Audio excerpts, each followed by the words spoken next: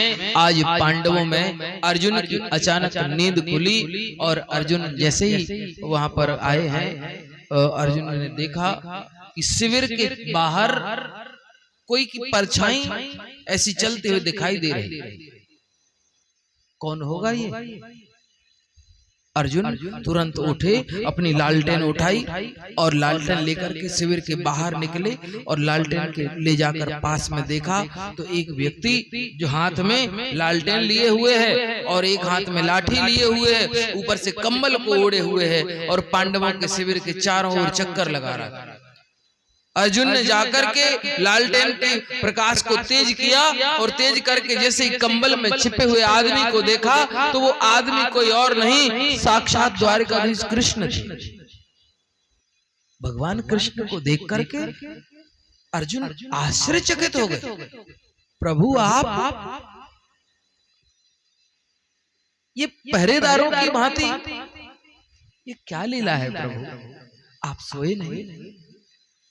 आपको नींद नहीं आ रही? घुटनों के बल अर्जुन बैठ गए भगवान के सामने, हाथ जोड़। ये क्या किया प्रभु? इतना किया है आपने, इतना किया है, हम जीवन पर्यंत आपके ऋण से उऋण नहीं हो सकते प्रभु, और कितना करोगे? विश्राम कीजिए आप।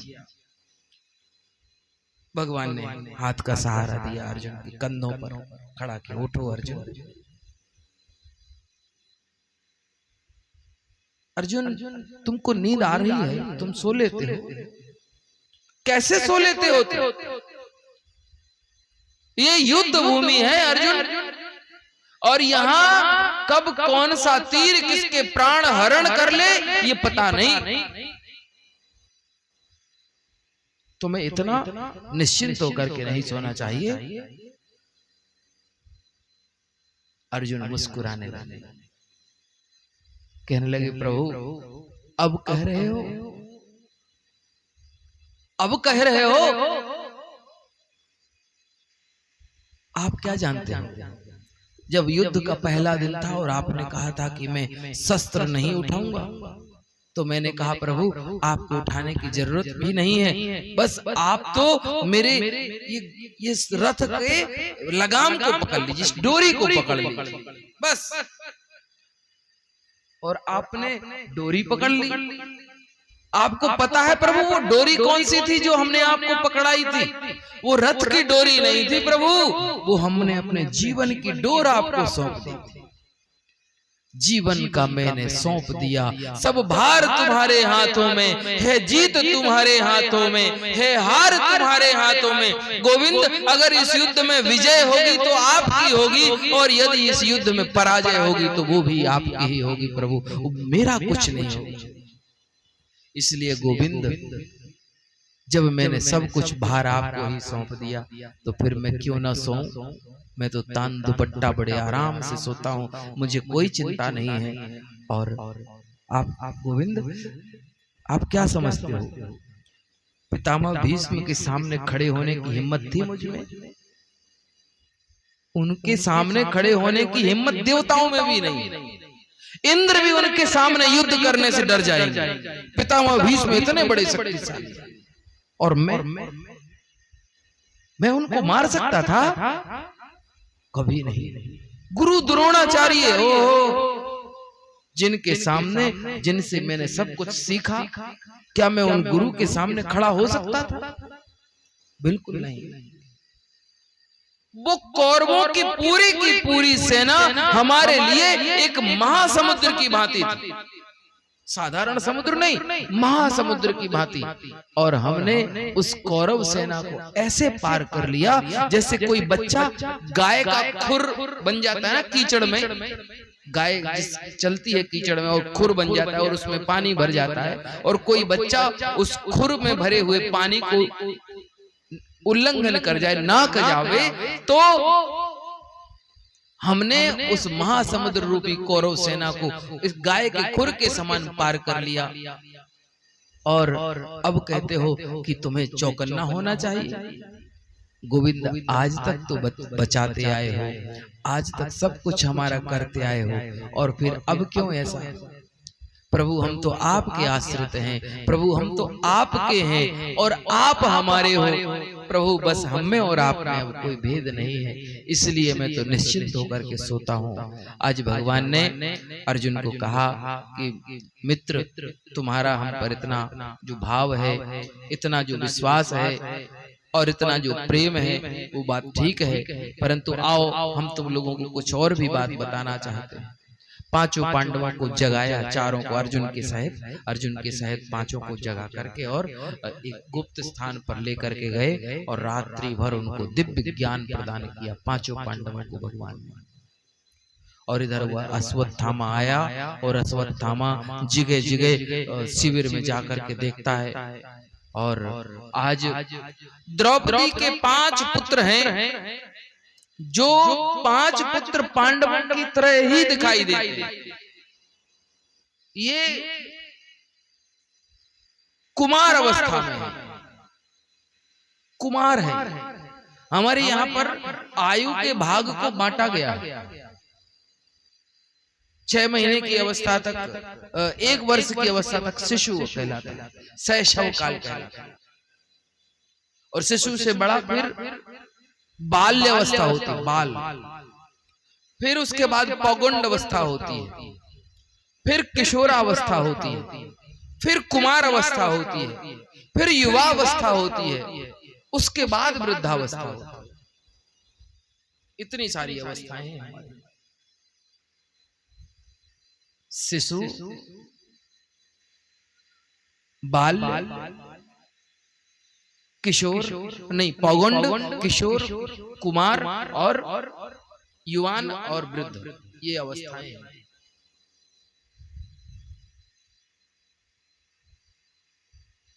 बोलो वृंदावन बिहारी लाल की।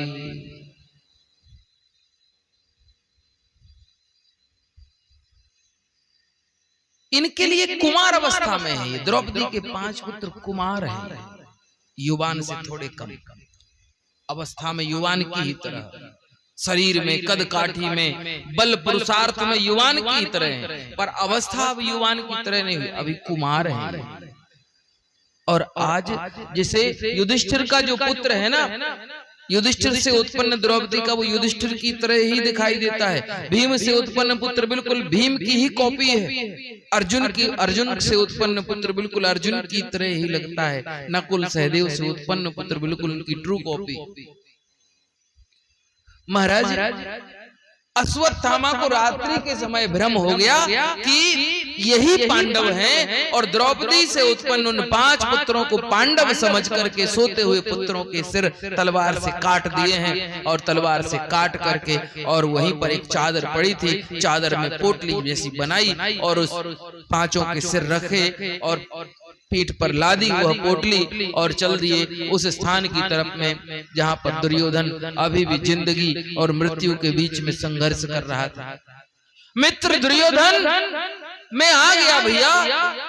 तुम कहते थे ना पांडव अजय हैं, उनको कोई मार नहीं सकता, लो मैंने पांडवों को मार दिया, ये ले आया मैं पांडवों के शीश काट कर। दुर्योधन तो खुश हो गया, क्या सच में तुमने पांडवों को मार दिया भैया? हाँ मैंने मार दिया पांडव।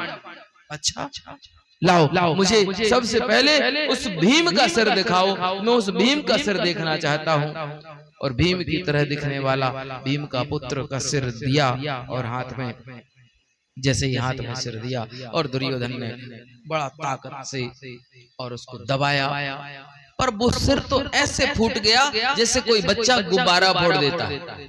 और जैसे ही वो सिर फूटा तो दुर्योधन की आंखें चौड़ी हो गई। और दुर्योधन ने अश्वत्थामा को कहा, अरे अश्वत्थामा, तू ये किसको मार के ले आया? अश्वत्थामा कहता है, पांडव है ये। अरे बोले, पांडव नहीं है ये दुर्योधन, अश्वत्थामा ये पांडव नहीं है। ओहो, मैं भी कितना मूर्ख हूं, कैसे मान गया मैं कि अश्वत्थामा उनके शीश काट सकता है। अरे मैंने अपनी विशाल गदा इस भीम के सिर पर सैकड़ों बार प्रहार किया, और उस भीम का हम बाल बांका न कर सके। और मैं कैसे ये जान गया कि मेरी सैकड़ों बार गदा के प्रहार से भी जिसका बाल बांका न हुआ, उसका सिर इतनी आसानी से अश्वत्थामा ने काट लिया। जिस अर्जुन के सोने पर देवता उसकी रक्षा करते हैं, उस अर्जुन का सिर शीश इतने शीघ्रता से कोई काट ले आया। साक्षात धर्म रूपी युधिष्ठिर, उनको तुमने मार दिया। अरे अश्वत्थामा, ये पांडव नहीं है, ये उनके पुत्र हैं जो देखने में उन्हीं की तरह लगते हैं। इनसे तो हमारा कोई बैर नहीं था अश्वत्थामा, ये तो हमारे कुल में तो अब कोई बचा नहीं, कम से कम ये बचे थे। और हम सब के लिए जब कभी तर्पण का समय आता तो ये हमको तिलांजलि देते, हमको जलांजलि देते, हमको तर्पण करते, हमारा श्राद्ध करते। परंतु अब तो तुमने किसी को बचने भी नहीं दिया। और ऐसा सोच सोच करके और दुर्योधन के प्राण निकल गए। दुर्योधन मृत्यु को प्राप्त हो गया। और दुर्योधन जैसे ही मरा, सो महाराज इधर अश्वत्थामा वहां से भाग गया है। प्रातः काल हो गया और प्रातः काल होते ही समस्त पांडव अपने अपने कार्यों में लग गए। स्नान आदि से निवृत्त होकर संध्या वंदन आदि कार्य किया है। और द्रौपदी यहाँ प्रतीक्षा कर रही है कि पांडव तो अपनी संध्या वंदन में लगे हैं, पर मेरे पुत्र अभी दिखाई नहीं दे रहे हैं। क्या वो अभी तक सो रहे हैं? अभी तक जागे नहीं हैं? अभी तक उन्होंने नित्य कर्म नहीं किए हैं अपने? इतना सोच करके और अपने पुत्रों को जगाने के उद्देश्य से उस शिविर में गई है। और जैसे ही शिविर में जाकर के देखा, पर्दे को खोल करके अपने पुत्रों की सरकटी लाशों को देख करके ठिठक करके रह गई और रुदन करने लगी, विलाप करने लगी, छाती पर हाथ ठोकते हुए, हाय हाय करते हुए। और महाराज धरती पर गिर गई है और फिर उठती है और फिर छाती पीटती है और फिर हाय हाय करके विलाप करती है और फिर धरती को पीटती है, कभी छाती पीटती है और बड़ा करुण क्रंदन विलाप करती है। और उसके उस करुण क्रंदन, उस विलाप को सुन करके और समस्त लोग, पांडव लोग वहां पर आए और सब ने आकर के देखा। सब उस दृश्य की, ऐसा करने वाले की निंदा करने लगे।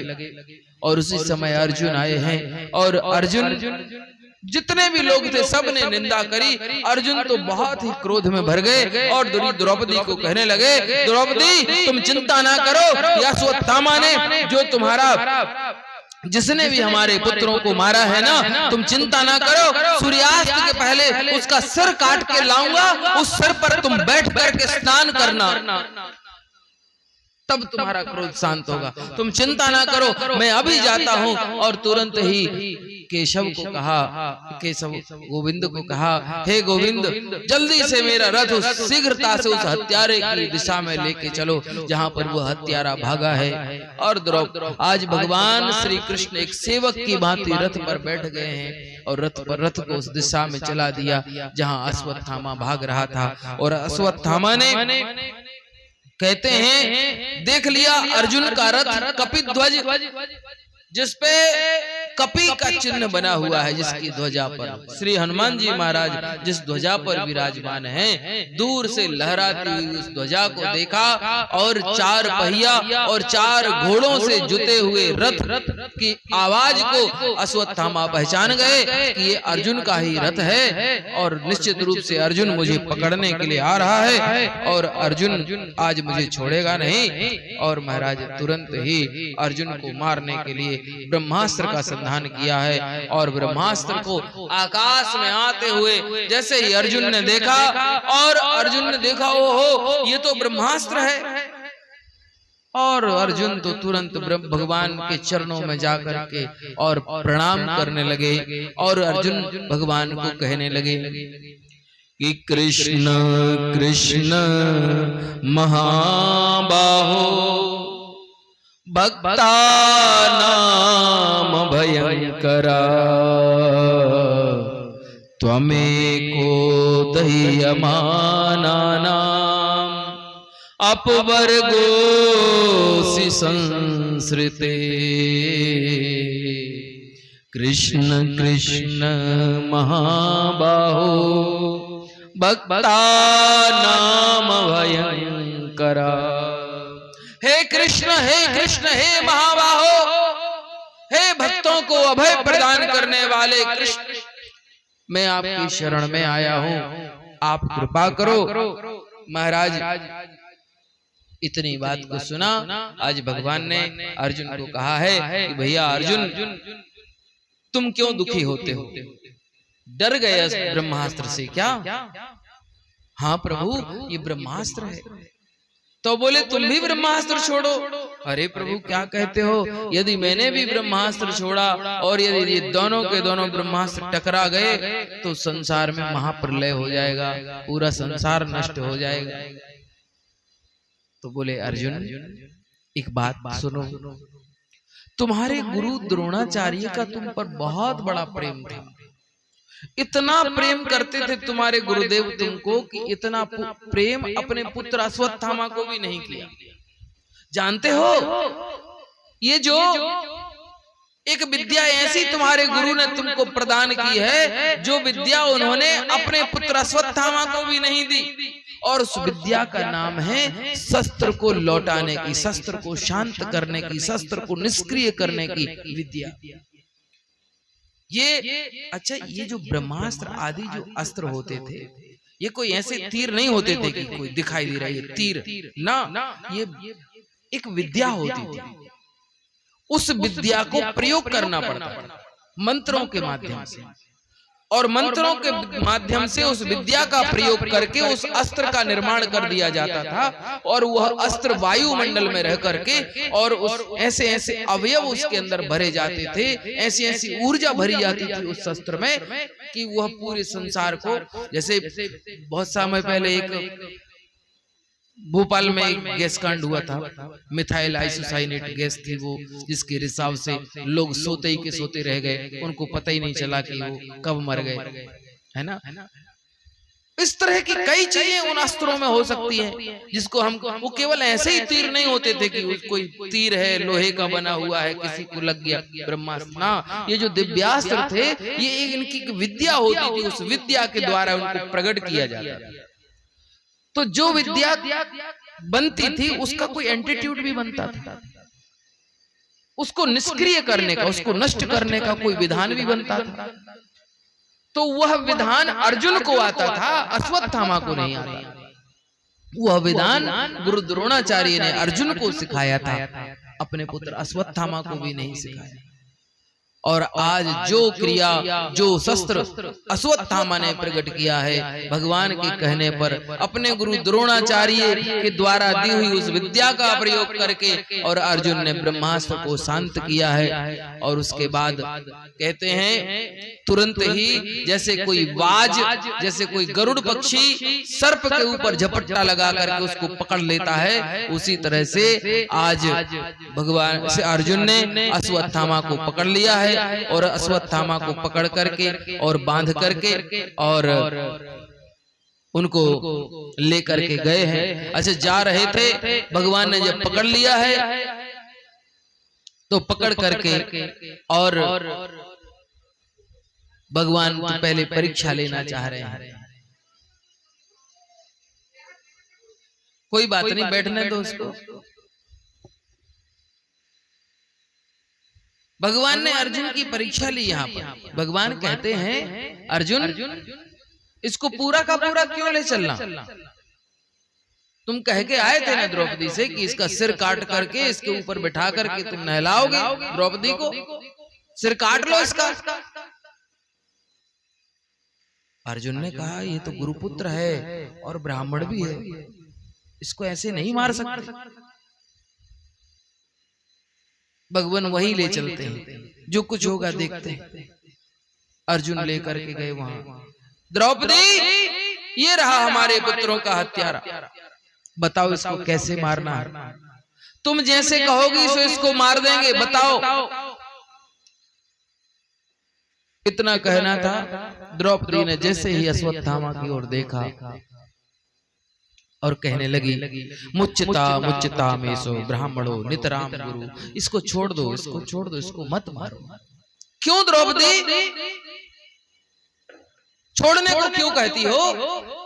ये तो हमारे पुत्रों का हत्यारा है। द्रौपदी ने कहा कि मैं क्या बताऊं। यहाँ देखिए, दर्शन देखिए, क्या दर्शन है द्रौपदी का। अपने पांच पुत्रों का हत्यारा सामने खड़ा है और 5 पुत्रों के हत्यारे के प्रति इसके मन में दया उत्पन्न हो।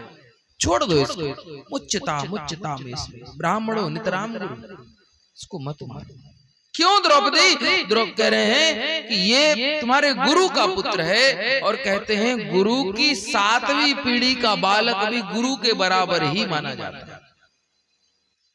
गुरु की 7 पीढ़ी बीत गई और 7 पीढ़ी के बाद का कोई बालक है, 7वीं पीढ़ी का बालक भी यदि कोई है तो उसके प्रति भी गुरु का भाव ही रखना चाहिए, गुरु भाव ही उसके प्रति रखना चाहिए।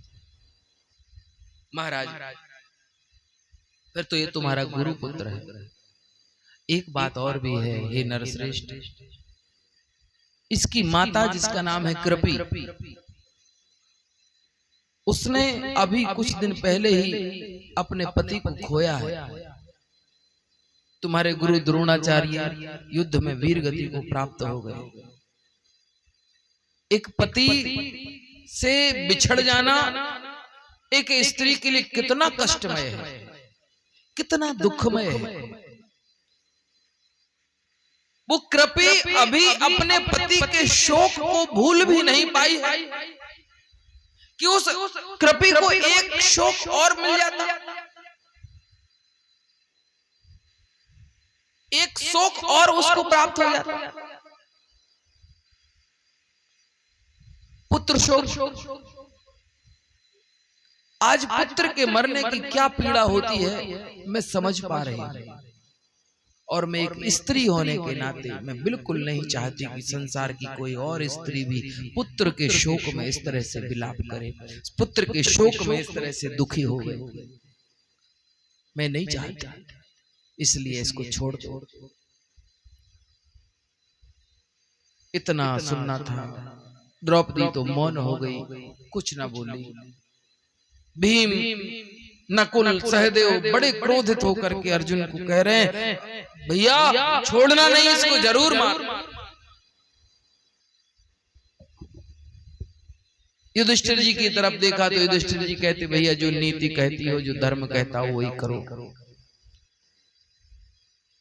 सबकी तरफ देखा, अर्जुन ने फिर भगवान कृष्ण को ही कहा, आप बताओ क्या करूं। द्रौपदी कहती है छोड़ दो, भाई लोग कहते हैं मार दो। आपकी क्या सलाह है, आपकी क्या राय है, बताओ। यहाँ पर आज भगवान अर्जुन को कहते हैं, अर्जुन वैसे नियम तो है कि ब्रह्म बंधुर न हंतव्यम आतताई बधारण। ब्रह्म बंधुर न हंतव्यम आतताई बधारण मयैवो भय मामनातम परिपाह्यानुशासनम। अर्जुन, ये ब्राह्मण का पुत्र है, इसलिए ब्राह्मण का पुत्र अवध्य होता है। ब्राह्मण को कभी मारना नहीं चाहिए। और दूसरा, ये आतताई है। आतताई का मतलब होता है आतंकवादी। दूसरा ये आतताई है।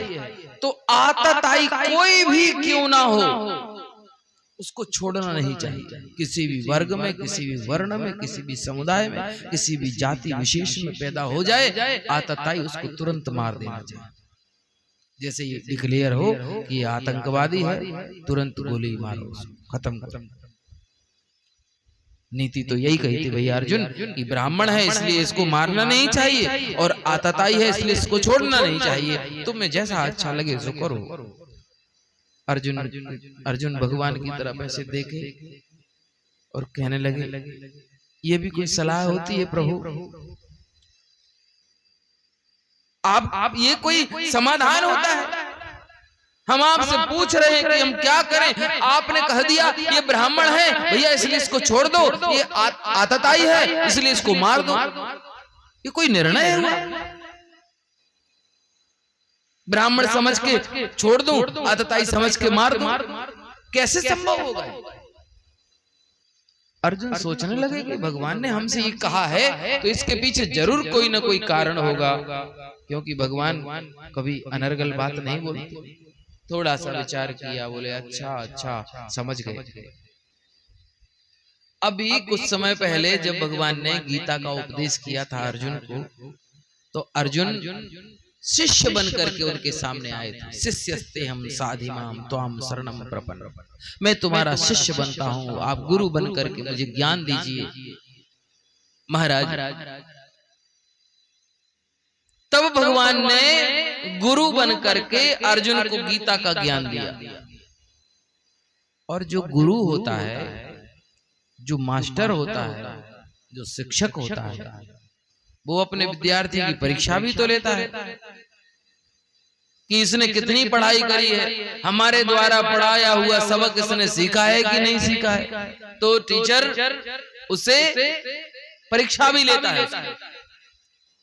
अर्जुन समझ गए कि अच्छा गुरुजी परीक्षा ले रहे हैं, हमारे गीता का ज्ञान दिया तो परीक्षा ले रहे हैं कि हम में कितनी योग्यता आई है। सो महाराज अर्जुन भी अब कोई साधारण गुरु का चेला तो है नहीं, समझ गए कि भगवान आखिर क्या कहना चाहते हैं। नीति कहती है आज्ञा भंगो नरेंद्राणाम विप्राणाम मान खंडनम पृथक सय्या च स्त्रीणाम अशस्त्र वध उच्यते। राजा, ब्राह्मण और स्त्री ये तीन अवध हैं, इनका वध नहीं करना चाहिए, चाहे कितना भी बड़ा अपराध क्यों ना किया हो, इनको जान से नहीं मारना चाहिए, राजा, ब्राह्मण और स्त्री। और बोले यदि ये वो श्रृंखल हो जाएं और अपनी मर्यादाओं का पालन न करें, अपनी मर्यादाओं का अतिक्रमण करने लग जाएं, तो फिर इनका क्या दंड होना चाहिए। तो यहाँ दंड सुनिश्चित करके बताया गया है आज्ञा भंगो नरेंद्राणाम। अगर कोई राजा कोई उपद्रवी हो जाए, आतताई हो जाए, तो बोले उसको मारना तब भी नहीं है, आज्ञा भंगो, उसको वो आज्ञा देवे कोई और उसकी आज्ञा को भंग कर दो, नहीं करेंगे जाओ समझ लो राजा को मार दिया। उसी तरह विप्राणाम मान खंडनम, और ब्राह्मण का अपमान ही उसके वध के बराबर होता है।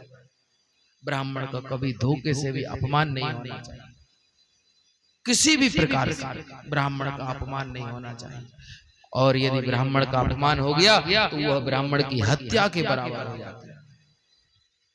और पृथक सय्या च स्त्रीणाम, और अगर पत्नी स्त्री के द्वारा कोई अपराध हो जावे तो फिर तो भी उसको मारना नहीं चाहिए। पृथक सय्या, अपना बिस्तर अलग लाना प्रारंभ कर देवे, समझ लो उस स्त्री की हत्या हो गई, ये उसका दंड है हमारा। इनको शस्त्र चलाने का विधान नहीं इनके। अर्जुन समझ गए विप्राणाम मान खंडनम, ब्राह्मण का अपमान ही उसकी हत्या के बराबर है। अश्वत्थामा ब्राह्मण है, इसलिए इसका अपमान करके छोड़ दिया जाए।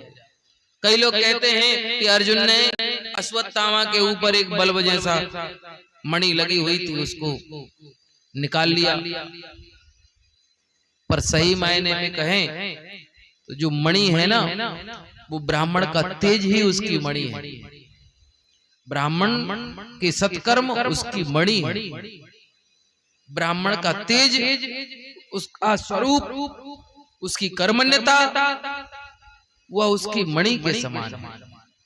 वह उसका मान, उसका सम्मान ही उसकी मणि के समान है।